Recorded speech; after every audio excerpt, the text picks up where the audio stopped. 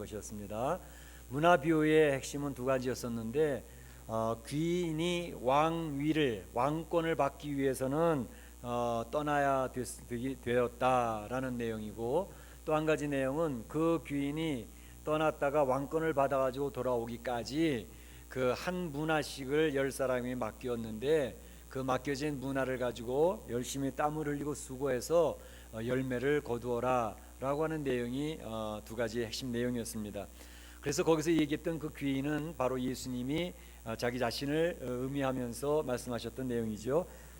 그래서 예수님이 이제는 세상을 떠나셨다가 이 세상에 다스리는 왕권, 심판주로서의 권한을 받아가지고 오시게 될 때에 이 땅에 와서는 이 세상을 한 번씩 살았던 모든 사람들, 그 사람들에게 그들의 어떻게 살았는지 그 열매를 구하는 그런 내용이 있다라는 것을 말씀을 드렸습니다. 이제 그래서 예수님이 이 세상을 떠난 첫 출발, 공식적인 첫 출발이 바로 예루살렘 입성하는 것으로부터 시작이 됩니다. 그래서 오늘 본문에 예루살렘에 입성하는 장면이 나오게 되는데, 그것이 이제 고난 주간, 한 주간을 시작하는 첫 번째 발걸음이 되게 되죠. 그래서 예루살렘이 이제 입성하실 때에, 공식적인 첫 출발을 시작하실 때에 그 예수님을 맞이했던 세 종류의 사람들이 있었습니다. 어떤 사람들은 그 예수님의 예루살렘 입성을 환영하면서 열광적으로 그 주님을 찬양하는 그런 무리들이 있었고요. 그런가 하면 어떤 사람들은 예수님의 입성을 못마땅해 하면서 좀 조용히 좀 하지, 그렇게 이야기하던 사람들이 있었습니다. 그런가 하면 예수님의 입성을 또 잘 준비하면서 예수님을 맞이했던 그런 헌신자들이 또 본문에 나오고 있지요. 그래서 이 내용을 우리 간단히 살펴보면서 오늘 하나님 우리에게 주시는 메시지를 나누어 보고자 하는 것입니다. 먼저 예수님이 예루살렘 입성할 때 아주 환영을 하면서 열광적이었던 사람들이 있었습니다. 그들이 누굴까 하는 것입니다. 예수님이 예루살렘 성에 입성할 때에 예수님이 좀 특이한 모습으로 입성을 하셨습니다. 낙이 새끼를 타고 예루살렘 성에 입성을 하지요. 그 모습이 얼마나 우스꽝스러웠을까 하는 생각을 해봅니다. 낙이 새끼, 조그만 망아지 하면서 이제 띠뚱거리면서 예루살렘 성에 입성을 하시는 거죠. 그것은 예수님이 겸손하시고 평화의 왕이 된다는 것을 보여주시기 위한, 스가랴서 9장 9절에 예언되었던 내용을 성취하시기 위한 하나님의 방법이셨습니다. 사실 로마에서는요, 그 로마의 장군들이 전쟁터에서 전쟁을 하고 승리하고 대승을 하고 돌아오잖아요. 그러면 그들은 개선문에 입성을 하게 될 때 굉장히 열광적이고 환영하는 그런 환영식을 갖습니다. 그러니까 군사들이 딱 도열하면서, 또 전쟁터에 잡아왔던 포로들은 쇠사슬에 묶어서 질질 끌면서, 전리품이죠, 끌고 들어가면서 그 개선 장군은 바로 백마를 탄다든지 적토마를 탄다든지 앞에서 위풍당당하게 들어오고 향을 피워줍니다. 그래서 그 로마의 모든 시민들은 그를 박수를 치며 찬양을 하며 열광적으로 환영을 하는 거죠. 그러니까 로마에서는 이 사람들은 바로 개선 장군의 환영식을 잘 기억을 하는데, 오늘 예수님은 그것과 비교되는 모습으로 예루살렘에 지금 입성하고 계시는 것이죠. 그들의 위풍당당한 모습과는 거리가 있지만, 참 보기에는 우스꽝스럽기도 보이지만, 나귀 새끼를 타고 평화의 왕으로서, 겸손한 왕으로서 이 예루살렘에 입성하는 첫 발걸음을 내딛는 모습이었습니다. 그때에 바로 예수님을 따르는 많은 사람들, 예루살렘 성, 오늘 보게 되면 온 무리라고 되어져 있고요. 오늘 본문에 있는 내용은 마태복음 21장 이하에도 똑같이 나오고 있는데, 거기 있는 내용을 보충해서 보게 되면 온 성이 소동했다 그랬습니다. 예루살렘 성이 완전히 뒤집어진 겁니다. 그러니까 많은 사람들이 모여서 낙이 타고 들어오시는 예수님을 대대적으로 환영을 하고 칭송하는 장면이 이제 보여지는 것이죠. 여러분 머릿속에 그 그림이 그려지십니까? 사람들이 어마어마하게 많이 모였는데 예수님이 낙이 새끼를 타고 들어가시는 거예요. 그 예수님의 팬들이 많이 있었는데 그들이 겉옷을 벗어서 낙이 새끼 위에 안장 위에 앉히고, 또 어떤 사람들은 길가에 자기 겉옷을 펼치면서 예수님에 대한 존경의 표시를 하고 있고, 또 다른 성경에 보게 되면 그들이 팜추리지요, 야자수 나무 이파리를 들고 막 흔들면서 호산나 다윗의 찬영이여 어서 오시옵소서 하면서 맞이하는 그런 광경들, 그 그림이 여러분 그리면 거의 정확할 것입니다. 얼마나 열광이 넘치는지 대대적인 환영을 하는 그러한 장소에 예수님이 이렇게 들어가고 계시는 것이죠. 그런데 오늘 보게 되면 예수님이 어떻게 이렇게 열광적으로 환영을 받으시는, 그 많은 인파에 둘러싸여 환영을 받으시 되셨을까? 오늘 성경 본문에 그 설명을 하고 계십니다. 그들이 왜 예수님을 이렇게 대대적으로 환영을 했을까? 도대체 예수님이 어떤 분이시고 어떻게 하셨길래? 37절에 보게 되면 이렇게 되어져 있습니다. 온 무리가 자기의 본바 모든 능한 일을 인하여 기뻐하며 큰 소리로 하나님을 찬양하였다 그랬습니다. 온 무리가 자기의 본바 모든 능한 일을 인하여, 자기네들이 뭘 봤냐 하면 놀라운 일들을 보았다는 말이죠. 예수님이 행하신 놀라운 일들을 보았기 때문에 이야, 이분은 대단한 분이야 라고 생각을 하면서 그 예수님을 대대적으로 환영을 하고 있는 것입니다. 바로 예수님이 이 예루살렘 성 입성 바로 직전에 큰 일들이 있었어요. 지난번에 설교하면서 말씀드렸던 바디메오, 소경 바디메오가 이제 눈을 떠서 그 찬양하고 했던 것을 그 길거리에서, 여리고성에서 이루어졌으니까 얼마나 많은 사람들이 보았는지 몰라요. 그러니까 그들이 야, 저분은 보통 분은 아닌데 거지 바디메오를 눈을 뜨게 하셔서 그의 소원을 풀어주셨던 그분 대단한 분이야, 소문이 쫙 퍼져 있는 거죠. 뿐만 아니라 그들은 바로 직전에 무엇을 봤냐 하면 예수님의 친구였던 나사로, 그가 죽어서 3일이나 됐기 때문에 시신이 썩어서 냄새가 나고 있었거든요. 그런데 예수님이 말씀하시기를 나사로야 나오너라, 나사로야 나오너라. 베다니에서 그 사건을 통해서 많은 사람들은 죽은 자도 살리시는 놀라우신 분을 우리는 이제 우리의 왕으로 세우자 하면서 대대적으로 환영을 하고 있었던 것입니다. 그러니까 그들이 본 바, 그들이 경험한 바, 예수라고 하는 분은 대단한 분이니까 그들의 리더로 세우자라고 하는 그 열광을 가지고 그 환영을 하고 있었던 것이죠. 사실 그렇습니다. 놀라운 일을 경험하거나 체험하면 우리는 그를 존경할 수 있고 그를 존중할 수 있고 그에 대한 우리의 마음이 빼앗기죠. 사실 이스라엘 백성들은 구약에서도 200만이나 넘는 많은 이스라엘 백성들이 대합창을 했던 적이 있습니다. 출애굽기 15장에 무슨 내용이었죠? 바로 출애굽기 15장에 나왔던 그 이스라엘 백성 200만이나 되는 대합창, 그것은 홍해바다 사건이었습니다. 애굽에서 나와서 광야를 지나는데 이제 뒤늦게 쫓아왔던 애굽의 군대가 불같이 쫓아오고 있지 않습니까? 도망가야 되겠는데 앞에는 홍해바다예요. 검푸른 홍해바다. 이제 이 홍해바다에 빠져 죽든지 아니면 뒤쫓아오는 애국 군대에 맞아 죽든지. 그런데 하나님께서 홍해바다의 문을 쫙 열어주시지 않습니까? 그들이 그 홍해바다를 마른 땅같이 건너갔습니다. 근데 그 뒤따라오던 애국 군대는 홍해바다에 딱 들어가자마자 하나님이 물을 쫙 덮어가지고 그 애국 군대, 그 정예 군대들이 그 홍해바다에 다 수장이 되어 다 죽어버리지 않았습니까? 그러니까 그들이 그 광경을 경험하고 체험하고 보면서 그들은 대합창하는 장면이 출애굽기 15장에 나오는 거예요. 아마 역사 이래로 전무후무한 일일 것입니다. 200만이나 넘는 사람들이 대합창을 했다. 그러니까 그들은 바로 하나님이 행하시는 일들을 보았고 체험했기 때문에 그렇습니다. 사실 그래요. 우리가 신앙생활 하면서도요, 신앙생활 하면서 하나님의 놀라운 역사들을 경험했던 사람들, 하나님이 역사하시는 것을 예수님이 예수님이 인도하셨던 것들을 체험한 성도들은요, 그 예수님이 너무너무 좋으신 분인 거죠. 그 예수님은 살아계신 분인 거죠. 그렇지 않습니까? 성도들 중에서도 그 예수님을 경험한 성도들이 많이 계실 거예요.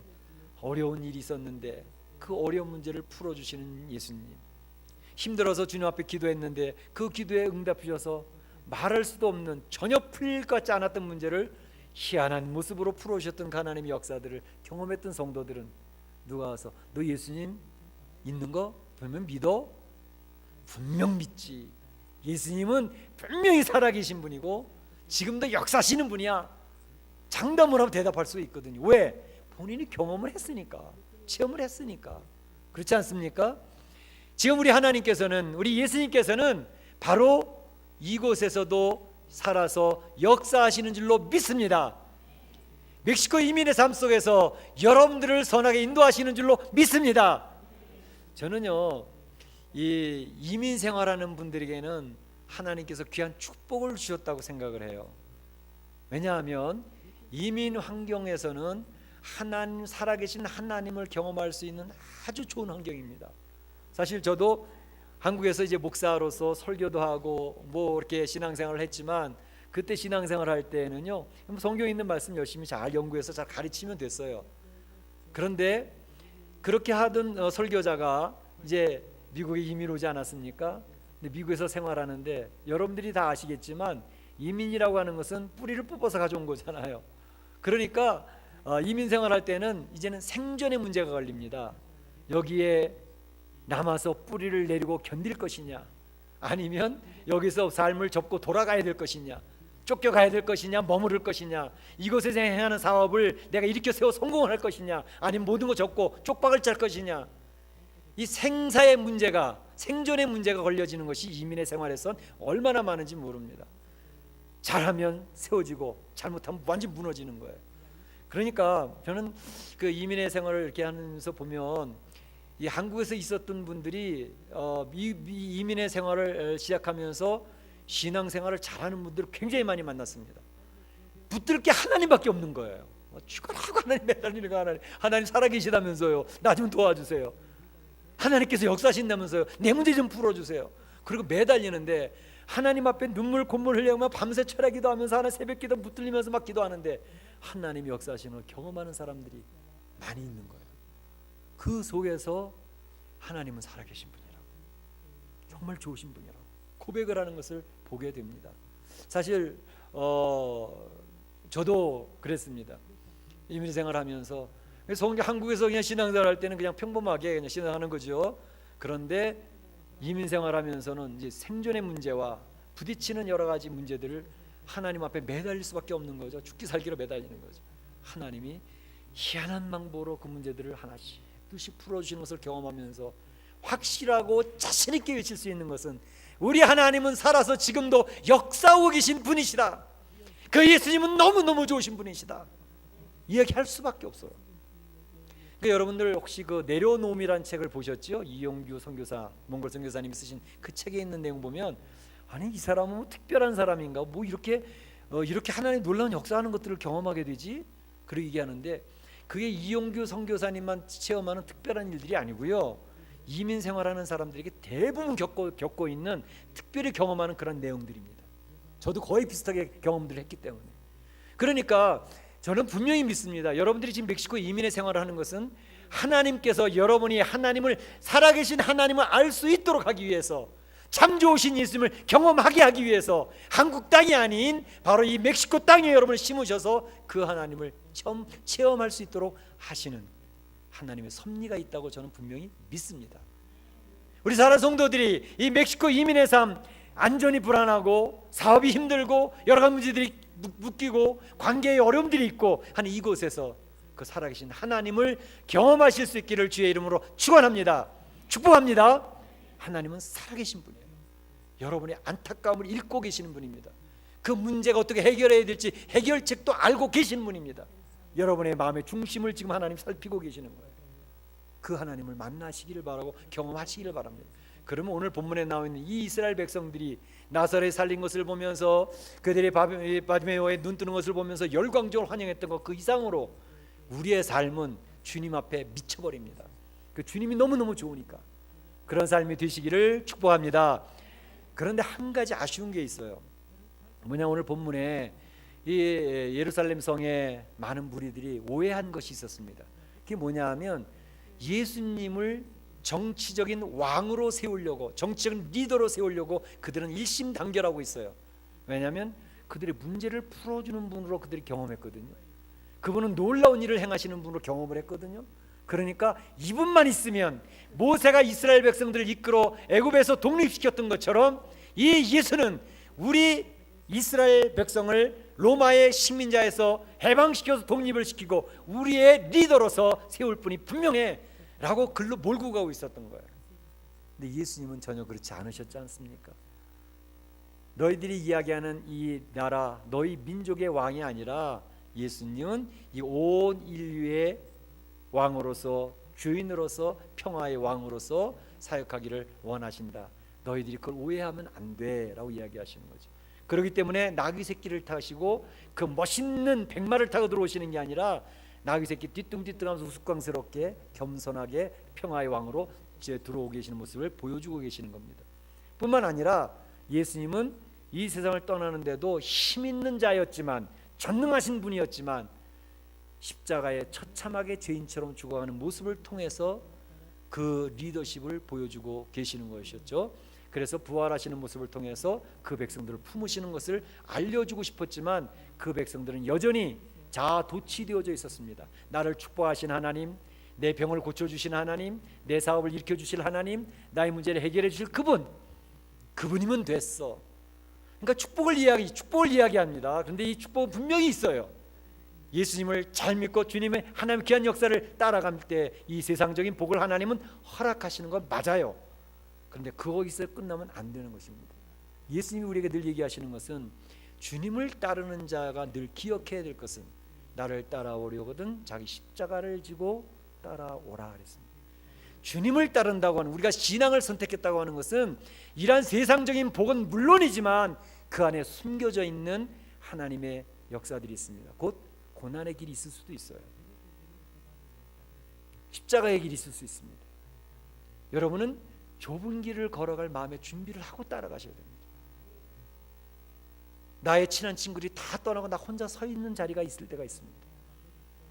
심지어 나를 잘 이해해 줄 나의 가족들도 이해하지 못하고 다 떠날 수도 있어요. 나 혼자 신앙의 길을 뚜벅뚜벅 걸어가야 될 그때가 있다는 사실을 항상 염두에 두고 주님을 따라가셔야 됩니다. 우리 주님은 그것을 잊지 말을 것을 성도들에게 계속 이야기합니다. 그걸 잊어버리면, 주님이 재림하실 때 그런 상황이 벌어지면, 야, 주님 나중에 다시 믿을게요, 지금 익스큐즈 해주세요, 주님 이번에 좀 미안하지만 제가 좀 돌아가겠습니다, 주님을 부인하고 떠날 가능성이 많습니다. 그러나 항상 고난의 길, 십자가의 길, 좁은 길이 내 앞에 온다고 하는 사실을 염두에 두고 좀 따라가면 주님 고난의 길도 따라갈 뿐만 아니라 이 세상에서도 하나님 나라를 맛보면서 승리자로 살아가실 수 있는 줄로 믿습니다. 그렇게 되시기를 축원합니다.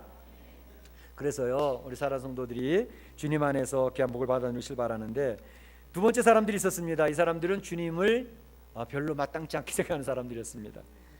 주님 앞에 이야기하기를, 주님을 향해서 선생이여, 당신들의 제자들을 좀 책망 좀 하세요, 좀 조용히 좀 시키세요, 왜 이렇게 떠들썩하게 합니까? 온 성이 뒤집어질 정도로. 그렇게 하지 마시길 바랍니다. 이야기하던 사람들 바로 바리새인들이었습니다. 바리새인들은 예수님을 생각할 때, 아니 도대체 저 사람은 그냥 사람일 뿐인데 왜 사람들이 저 사람을 뭐 메시아처럼 취급하라고 저렇게 대우를 하지? 정말 뭔가 잘못됐어, 이건 신성모독이야. 그들은 그렇게 생각을 했습니다. 더군다나 현실적인 문제는 뭐냐 하면, 이 온성이 뒤집어질 정도로 저렇게 떠들썩하게 영일왕적으로 그들의 왕으로 예수를 섬기려고 한다면 로마 주둔하고 있는 로마 군대가 가만히 있겠냐? 예루살렘 성에 다시 들어와서 이 시위대가 되어지고 이 데모대가 되어지면 이걸 다시 제압하느라고 얼마나 어려움이 생길 텐데, 그럼 또 피비린내 나는 일이 또 벌어질 텐데, 저 어리석게 왜 저러는 거야 도대체? 예수님께 요청을 하는 거예요. 당신의 제자들을 좀 책망하시고 좀 조용히 좀 진정 좀 시키세요. 어떻게 보면 바리새인들이 이야기하는 게 추측이 정확한 현실의 판단이었습니다. 잘못하면 그들이 시위대가 된다든지 데모를 일으키면 예루살렘 성에는 또 피비린내가 또 날 것입니다. 그러니까 그들은 정확히 현실을 파악하고 있었지만 영적으로는 눈이 멀어 있는 소경들이었습니다. 왜냐하면 예수님이 누구신지를 정확히 몰랐다는 이야기죠. 지난번에 말씀을 드릴 때 문화 비유를 통해서 얘기할 때 이익을 남겼던 사람들과 남기지 못했던 사람들의 차이점이 어디에 있었습니까? 바로 귀인, 그 주인에 대한 관점이 달랐기 때문에 그 관점을 가지고 어떤 사람들이 이익을 남기면서 한평생 의미 있는 삶을 살았지만, 어떤 사람은 그 귀인을 바라보는 시각이 잘못되었었기 때문에 아무것도 남김이 없는 무가치한 인생의 삶을 살았다는 것을 말씀을 드렸습니다. 그 귀인은 예수님이었죠. 바로 예수님에 대한 관점이 잘못되어지면, 예수님이 엄하고 엄격하고 까다로운 사람으로만 생각을 한다면 그 예수님의 말씀을 마음에 두지 아니하고 순종하지 않습니다. 돌아올 것도 그 말을 신뢰하지 않기 때문에 준비하지도 않습니다. 그러나 예수님이 우리를 사랑하시는 분이고 나를 인정하시면서 귀한 그 큰 것들을 맡겨주시는 분이고 나의 한평생 삶 속에서 간섭하실 분이시고 나에게 귀한 말씀을 주시는 그분의 말씀을 기억을 하고 순종하며 살아가는 사람들, 그리고 예수님은 그 말씀하신 것을 반드시 지키는 분이기 때문에 다시 재림하실 것이라는 사실을 확신하는 사람들은 예수님 오셨을 때 보고할 보고서를 준비하며 살아가지요. 주님이 주신 나의 인생의 삶의 기회들을 이렇게 사용했습니다. 그리고 주님 앞에 내놓는 거죠. 그러니까 열매가 있는 거죠. 그러나 바리새인들은 예수님을 잘 몰랐습니다. 하나님이신 줄을 몰랐습니다. 그러니까 그 예수님을 향하여 책망하라고 얘기하고 있는 그들 아닙니까? 그들은 실패한 인생을 살았던 것입니다. 마지막으로 한 가지 더 드리면, 그 예수님이 예루살렘 입성할 때 헌신하는 헌신자들이 있었습니다.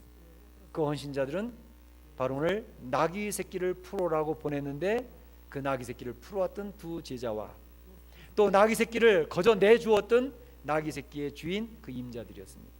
이 사람들은 이름이 나와 있질 않아요. 아무리 찾아봐도 그 제자가 누구였는지, 그 나귀 새끼를 가지고 있던 임자가 어떤 사람이었는지 이름 석자도 밝히지 않고 있습니다. 그런데 그들의 헌신은 참으로 귀한 것이었습니다. 예수님이 예루살렘 성에 들어가기 전에 나 예루살렘 성에 들어가야 되는데 하나님 말씀대로 그 예언을 이루기 위해서는 나귀 새끼를 타고 들어가야 돼. 그러니까 너희가 저 맞은편 마을에 가서 나귀 새끼를 풀어 가져와. 어디 가면 나귀 새끼가 있어, 가져와. 그랬는데 이 제자들이요, 남의 물건 아닙니까? 남의 소유 아닙니까? 그러니까 아니 예수님, 그거 가지러 가서 그냥 풀어 가지고 되나요? 거기 그냥 훔쳐간다고 오해해가지고 그럼 우리 어떻게 합니까? 우리 당황하게 되잖아. 또 예수님이 얘기하신 것처럼 가서 설명을 해도 그 사람들이 난 몰라, 못하겠어. 그럼 어떡하지요? 그들이 얼마나 마음이 이 생각 저 생각 많이 들었겠습니까? 주님 앞에 물어볼 만 하잖아요. 그런데 이런 방법 물어볼 말이 없습니다. 예수님이 주께서 쓰시겠다라, 가져와라. 토를 달지 않습니다. 네, 알았습니다. 순종하겠습니다. 그러고 가는 거예요. 야, 참, 사실 모세도요, 이 하나님이 부르셔서 사명을 맡기실 때 얼마나 토를 많이 달았는지 몰라요. 저는 자격이 없습니다. 저는 능력이 안 되거든요. 더더군다나 저는 말할 줄은 말 주변이 없어가지고요, 주님의 입으로 대언을 해야 되는 사역을 했는데 말 주변이 없어가지고 어떻게 합니까? 네 형 아론을 붙여줄게. 그래서 수습을 하시잖아요. 얼마나 토를 많이 다는지. 그런데 오늘 본문에 보게 되면 이 제자들은 이런 방구 토를 달지 않고 그냥 순종합니다. 더더군다나 보내졌던 나귀 새끼 주인을 보세요. 어떤 잘 알지도 못하는 두 사람이 와가지고 나귀 새끼를 풀르고 있는 거예요. 여보시오, 그거 내 건데 왜 가져가시오? 그러지 않았겠어요? 그랬더니 예, 우리 주인님이 쓰신다고 그러는데 좀 가져가야 되겠습니다. 그랬더니 그 나귀 새끼 임자가 뭐라 그럽니까? 말도 안 되는 소리 하지 마십시오. 이게 우리 집 재산입니다. 내가 얼마나 애지중지하는 재산인데 이걸 가져갑니까? 그런 말이 없어요. 이 나귀 새끼를 쓰신다고요? 다른 집에도 나귀 새끼들이 많이 있는데 다른 거 쓰시지 아니하고 우리 거를 쓰신다고 하니 너무너무 감사합니다. 저희께 쓰심의 도구가 될 수 있다니 너무너무 감사합니다. 어서 가져가세요. 얼마나 멋진 헌신입니까? 주님께서 우리 성도들을 쓰시고자 할 때, 여러분 쓰시고자 할 때 주님, 제가 부족하고 연약하지만 저를 사용하시겠다고 하시니 저는 부족하지만 주의 능력으로 덧입혀 주셔서 사용해 주세요. 그 쓰임 받으면 얼마나 멋있겠습니까? 오늘 이 본문에 나와 있는 헌신자들은 이름도 나와 있지 않습니다. 사실 우리 교회가 세워지기까지, 또 하나님 나라 확장되어져서 마지막에 하나님의 나라가 만들어질 때까지 사실 이름 있는 사람이 수고도 많이 하지만 이름 없이 무명의 수고자들이 얼마나 많이 있는지 모릅니다. 우리 주님에게가 단단하게 건강하게 세워지는 것은 바로 말 없이 이름 없이 수고하는 그런 땀 흘리는 사람들을 통해서 세워지는 줄로 믿습니다. 우리 교회에 그런 성도들이 많아지면 좋겠어요. 그래서 오늘 주신 말씀처럼 우리 사랑하는 성도들이 신앙생활 할 때요, 하나님의 살아계심을 경험할 수 있기를 바랍니다. 전 그걸 위해서 기도합니다. 예수님이 우리 이민의 삶, 이 멕시코 삶의 현장에서 지금 간섭하고 계시고 나의 가정에서 간섭하시고 나의 사업에서 간섭하고 계시다는 사실을 꼭 경험하실 수 있기를 축복합니다. 그러면 달라져요. 신앙이 달라져요. 그러면 그냥 우리의 신앙이 이렇게 풀 죽은 식이 있지 않습니다. 활기가 눈이 빛이 반짝반짝 빛이 납니다.